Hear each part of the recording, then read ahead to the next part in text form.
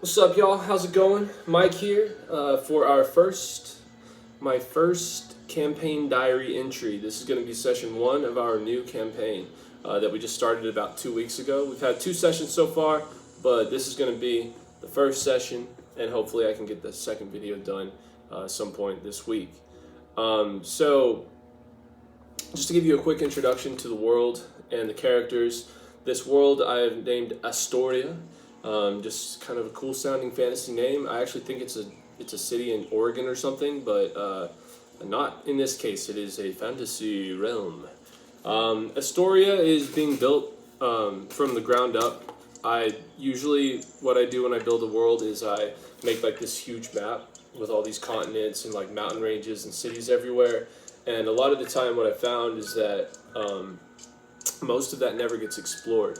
And once you've already built out all this map, it doesn't leave a lot of room to add in like cities that might just need to organically arise throughout the game, like given what the story needs. So I'm trying this time to start from the bottom up. There's really no giant world map, no sprawling geography just yet. So we're starting this campaign with our four characters lost in the vast deserts of the Golden Sands.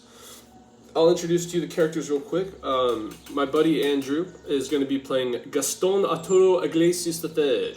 He's an orc paladin, and he's a very proud and a little bit vain but very entertaining character. Our second player, Mason, he's playing your boy Pax. He is a human fighter who has been inflicted with vampirism. He carries a long, it's like a 10-15 foot halberd on his back. And that's Pax.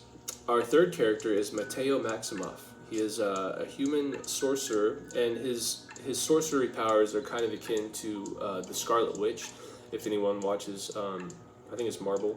I know it's called Marvel, but it's like Marvel or DC.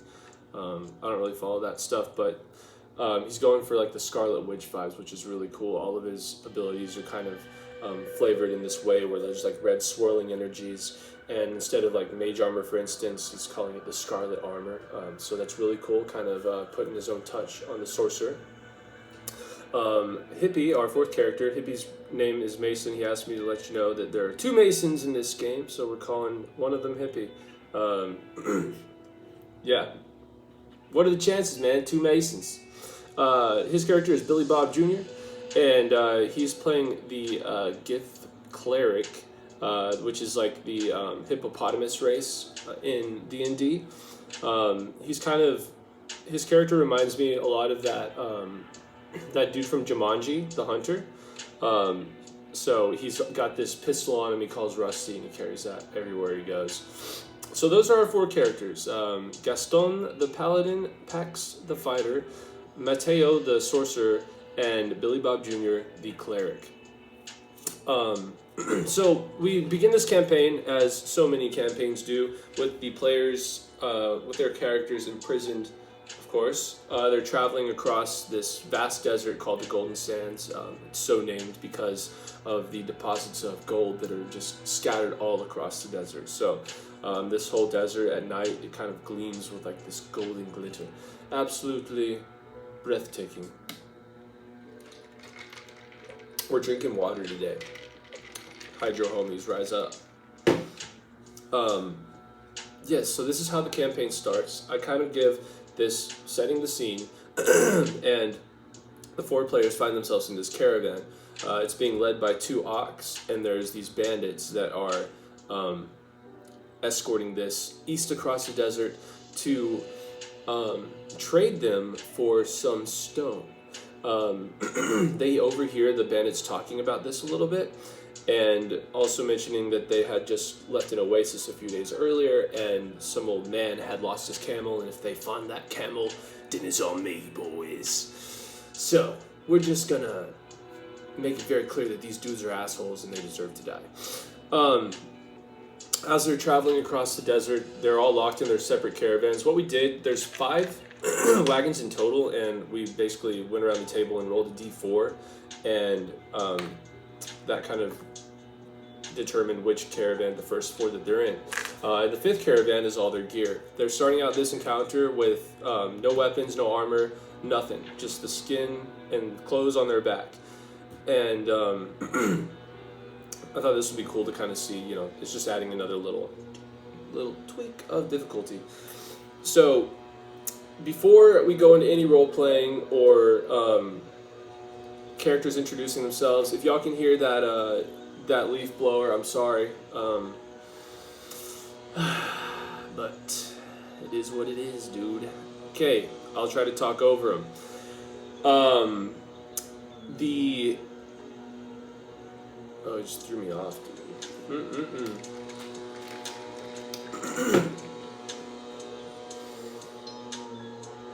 What a beautiful day to use a gasoline-powered leaf blower right outside my balcony.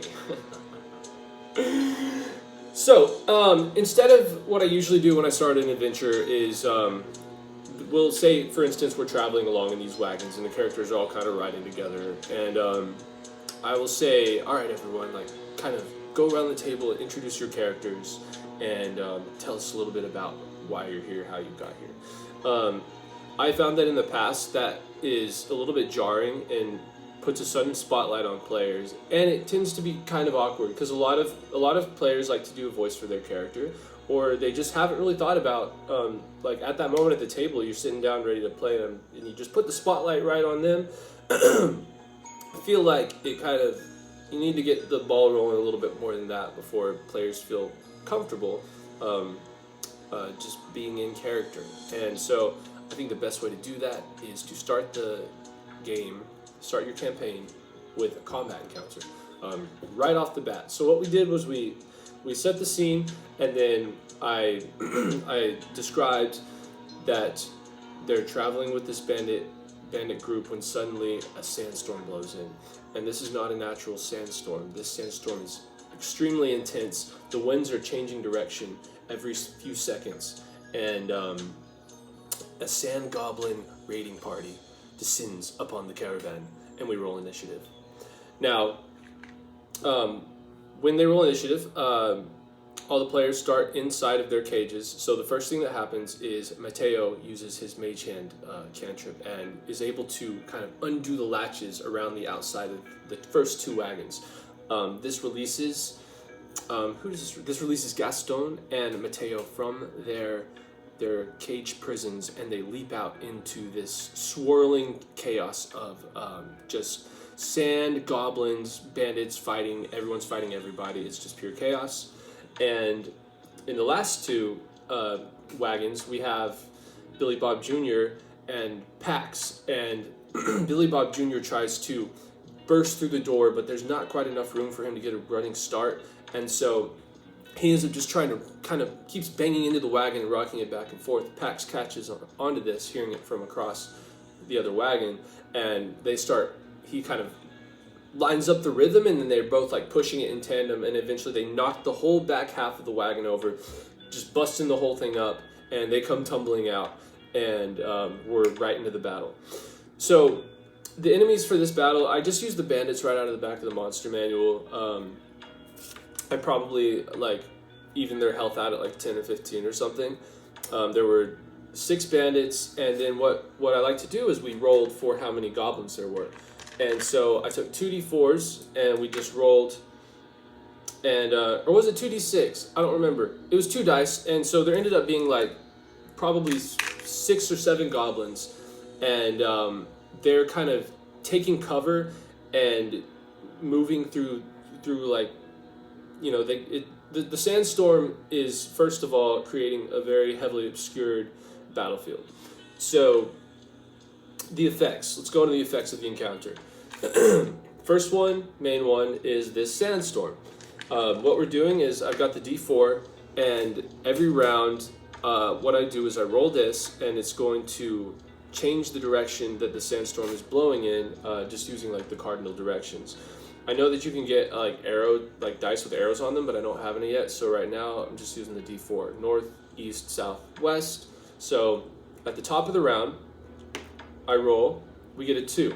So with a 2, that's going to be northeast. So we go 1, 2, and all the wind starts blowing to the east. So what this does is this creates a difficult terrain for anyone trying to move opposite the direction of the wind. Even if you're going like northwest just a little bit, it's going to be difficult getting west at all. So that's the first environmental effect that's going on. The second thing we have is the desert goblins. I took the desert goblin, I took the goblin stat block from the back of the monster manual, and I just kind of simplified it a little bit. Basically, I have this little note card. I've taken to really enjoying it, at least for simple enemies, especially just writing their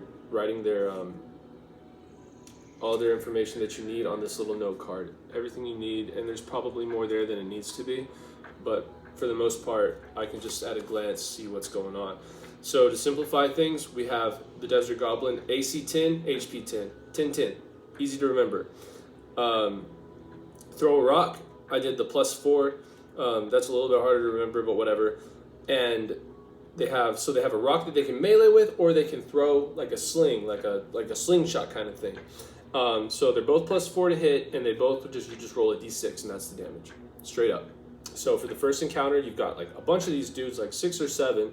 And so anytime you do damage, boom, whatever you see on the dice, that's the damage. It's easy to remember. It's quick, efficient. When you got a lot of enemies going, it's a really like light, bare bones way to just run quick encounter. With the bandits, I forgot what their stats were. They weren't as heavily involved in actually attacking the players as much as just trying to herd them back into their into the wagons, which obviously they were not too successful with. The sand goblins also they are unaffected by the winds because they're kind of used to these kind of environments. They also have these big goggles on. There's like these big green bulbous goggles that allow them to see. They can see through the sandstorm. Now, I think I said earlier this sandstorm is not natural. I did bring some 3D terrain to this this particular first encounter just because it was like our first battle. So I had this like kind of pile of rocks up here that like over on the side of the board, and at first I didn't put what was a goblin shaman kind of standing on top controlling this weather. So until the players either investigate this or try to climb up this rocky outcrop, or the environmental effect changes, which it will in a little bit, they're not going to see where the source of this the sandstorm is coming from. But a battle breaks out. They're all fighting. Everything's going crazy. I believe it was Billy Bob Jr. or Mateo. I forget exactly who it was, but someone immediately was like, okay, I know that there... It was Billy Bob Jr. because he was the closest one to the last wagon, so he knew there was a wagon behind them, but I never heard anyone in there. He had heard like the bandits rummaging through stuff. So he deduced that the gear or some equipment should be back there. And he was right. So they head back there and start kind of rummaging through the wagon, trying to regain their equipment. Gaston, in the meantime, his turn comes up. He I thought this was really cool that he used the sandstorm winds to his advantage to leap into the air and kind of try to get some extra distance using the wind. So we did an acrobatics check for that. It worked out really cool. He kind of went flying through the air like this and landed in front of his enemy, and it was really dope. So we'll fast forward, and the players start to regain their equipment, and the goblins are losing the battle. So they break and try to run, and two of the goblins go and cut loose the two oxen that are pulling this wagon. So they start to ride off into the desert. Pax sees this and immediately begins chasing them down. He catches up to them quickly, hops on the back of the ox, cuts a goblin in half with one swing, and takes back control over these ox. Now, these ox are going to be super valuable in the future because you're in the middle of the desert, and any creature that you can ride is going to be very valuable to try to survive, to try to find a place that is safer, that you can rest and drink. So it's about this time that the environmental effect changes. The sandstorm dies, and this reveals the goblin shaman that is standing on top of this rocky outcrop. Instead, he changes his moves up, and this huge like quicksand pit opens up in the center of the battlefield. Now, this pit, what's happening with this is that it is sucking everything down into it, including the wagons and some of the players' equipment that they have still not gotten off the wagon. So this is going slowly down. Take the good old D4 out. We roll, say, 3. I got a 4 right here. So in 4 rounds, the wagon is going to be completely destroyed with all the gear that's still remaining inside. A 4 is a really good roll. Like, say if I had rolled a 1, they would have needed to immediately go over there and make sure they get their equipment before it gets lost forever. But we rolled pretty high, and so they had a little bit of time to get over there and try to recover their equipment before it was destroyed. This pit is also sucking the players in. Now, what I did in this encounter was it pulled them 20 feet closer if they failed. I think what I should have done is probably just had them completely sucked in and start taking damage if they fail. So everyone that starts their turn that is kind of in a certain range has to roll a dexterity saving throw. If they fail, they slip on this sliding sand and they get pulled all the way into this whirlpool, and it just starts doing like D10, 2d10 damage, whatever you feel is necessary and correct. But with it just pulling them 20 feet, Mateo got pretty close to getting pulled in, but was able to escape by the skin of his teeth, and actually caught notice of the goblin shaman standing on the rocky outcrop. So after recovering his equipment, Gaston began hurling javelins at this guy, and Mateo started shooting off some of his spells. In the meantime, we had Pax, who was recovering the ox, and Billy Bob Jr., I believe, was just kind of doing like cleanup and finishing off the last few bandits, and one in particular, Dead Tooth, the kind of leader of the pack, who they had heard talking earlier. He broke loose, and when the tide started turning, they actually heard the bandit he yelled out like, William, he kind of called to one of the other guys that were still there and was like, just grab one of the goblins. We've got to cut our losses, but I think we can still make the trade. And so they grab some goblins' corpses and throw them over their shoulder. William gets cut down immediately with just this Blacktooth guy running off into the desert, trying to get a body to this place where they're trying to go. That's when Billy Bob Jr., he walks up over the hill, kind of does the Django Unchained, like, aiming his old trusty Rusty, and pops the dude and drops him. So that is the end of the first encounter. They basically end up killing everything. This was just to get everyone rolling dice and trying out their moves. But you always want to have that chance of death there. But I think the players were pretty successful in this particular situation.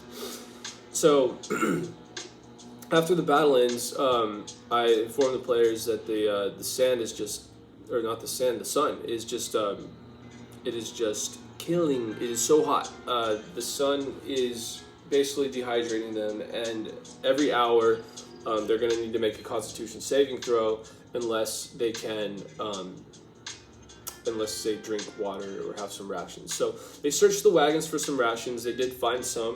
Everyone rolled a D10, and that kind of said how many rations you have, which is like one good swig of water, maybe a bite to eat. So they have enough to kind of get by for a while, and they decide to look for a place to gain some shelter. So with a perception roll that was like just good enough to find this rocky outcrop off in the north, they head over to this kind of patch of just fallen big stones, and they decide to post up there and rest for the night. Or rest into the night, because it's still like mid-afternoon. So they get under some shade. They're kind of helping themselves to a little bit of water, being very, rationing it very well. And the characters find an old camel who is hiding and severely dehydrated and near death, just kind of resting underneath this shelter. Billy Bob Jr. offers some of his water to it, and this kind of brings the life back into it a little bit. And the camel takes very kindly to Billy Bob Jr.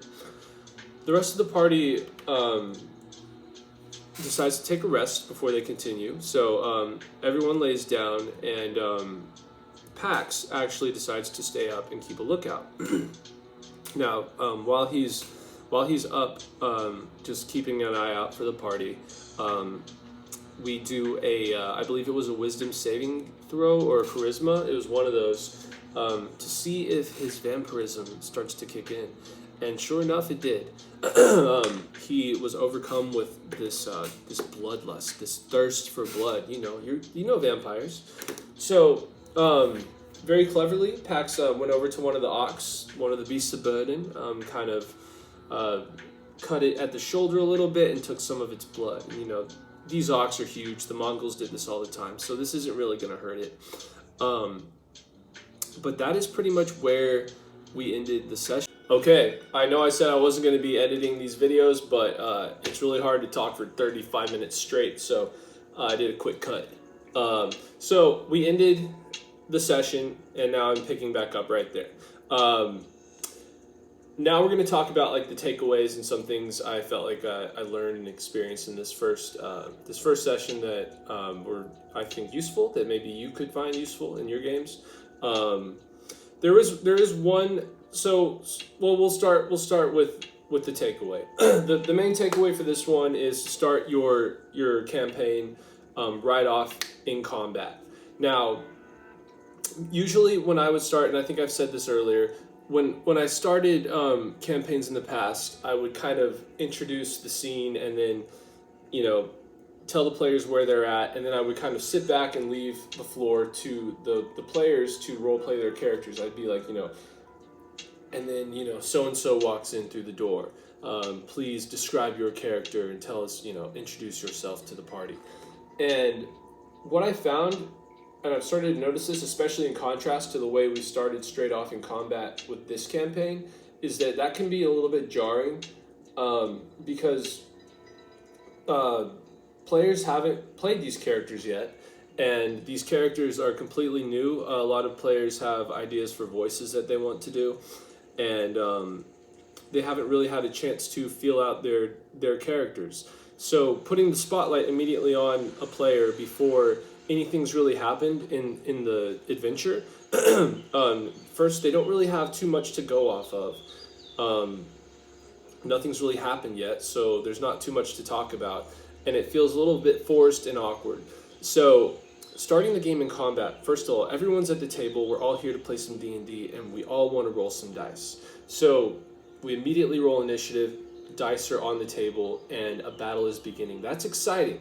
That's what we're here for, at least to get started. I think that's a great way to have the players not only roll some dice, but also try out their abilities, get used to moving around the battlefield, and I think it lends to the role play very well, because when you're in combat, when you're fighting for your life, I mean, what's more intense than that? I mean, there's your objective, is to either survive or complete whatever objective is laid out before you. So I think it organically creates role-playing opportunities.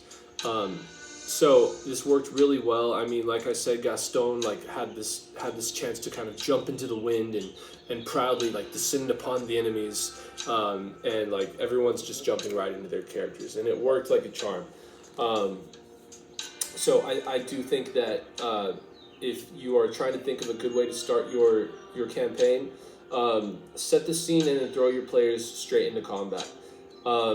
This also is a good introduction to enemy mechanics. A big thing with goblins is that they can disengage and hide as a bonus action, so you're immediately bringing other combat mechanics into the fray besides just this enemy attacks, rolls for attack, blah blah blah. We've got the environmental effects immediately as well. So you've got the sandstorm blowing, followed by the quicksand, the giant swirling sand pool. These are both connected to this different type of enemy who's up on this high hill. So if you're trying to climb up and melee him, he's going to be at advantage. You've got advantage and disadvantage. and it really kind of opens up a bunch of different avenues to try to use tactics to defeat, to succeed in the battle, besides just surrounding the enemies and swinging on them. That is so boring. It'll happen from time to time, but I do my very, very best to avoid the game ever slowing down and players not needing to move at all. So, yeah, you've got the combat going, you've got environmental effects going, everyone's rolling, everyone's having a blast. So start your game in combat. It's muy bueno, mucho bueno. Yeah. Another takeaway that I didn't mention this at the end of the campaign because it didn't happen during the game. These bandits, they have been in contact with this strange, mysterious tribe. Now they've been traveling eastward to across the desert to a much less civilized region of Astoria, and the players come from the more civilized west. Now, obviously this isn't like a reflection on the real world at all. I just, west, east is kind of exotic in our minds sometimes. So they come from like what I would call the new world, and they are being taken to this old world. And in between sessions, I had this like coded message that I wanted the players to find. It was originally going to be on Blacktooth, but nobody actually searched Blacktooth during the session. So in the week ahead, I was kind of like sitting there like, how am I going to get this story hook that I should have dropped in the first session to the players, which I just kind of completely, we had a couple beers by the end of the session and it just kind of slipped. So I was like, oh crap. And so I'm sitting on my hands for like a few days, and then eventually I couldn't take it anymore, and I texted, we have a group chat going, and I just got into the group chat and I was like, we're just gonna role play right here in the group chat. So I texted the group and I said, Pax, when you were taking blood from that ox, an old parchment slipped out from under its saddle, and on this parchment you see this coded message written. And I sent a picture of this this message, which I'll try to put up. Maybe I'll see if I can do it. If not, I'm just pointing at the corner of my room. So I try to put this message up, and I sent it to the group. Now my plan was, okay, I'll give them this secret coded message, and they're gonna spend the rest of the week like decoding it, and then maybe they'll have most of it decoded by the time we get back to the table for session 2. It took 10 or 15 minutes. They had it decoded. One of the players immediately figured it out. I guess I'm not as clever as I thought I was. There was Blacktooth written on the back in common, and then the letter was addressed to Blacktooth, but it was in this strange language. And so using those first, that kind of clue right there, he put that together and then used that to decode the rest of the message, just using context. But yeah, it took them like 15 minutes. So they immediately figured it out. And the downside of this was that other players were busy doing other things, so they didn't get to actually participate in the decoding of the message, which was kind of a bad feeling, I thought. I give props to Hippie. You figured that shit out real quick, so cheers to you. But I think on me, I probably in the future would say things like that to actually do at the table. I don't usually do like cryptic messages that you have to decode a whole language, so I thought it would take a lot longer. But the best laid plans of mice and DMs. But yeah, that's just a little takeaway that I got from that. So I think that's the two things: start your game in combat, and if you have really cool ideas that you just can't wait, just be patient. Just be patient. It'll pay off in the end. So yeah, thanks for tuning in, guys. That's the first session. We've already had the second session, so later this week I will record that second recap, which was second session was crazy. There was a huge twist at the end that I probably should have seen coming, and I didn't. But that's the beauty That's the beauty of D&D, baby. So I'll come back with that video hopefully later this week, and definitely this weekend since we're not having a game because it's the holidays. I will be doing a couple encounter design videos for sure this weekend. I just got to figure out a way to set up like a camera that's going to look down on the battle map, and then like you can see my beautiful face as well. So once I figure out all those technical things, we'll come back and we'll have more videos. So thanks for tuning in. Y'all have a wonderful day, and I will catch you next time. Peace.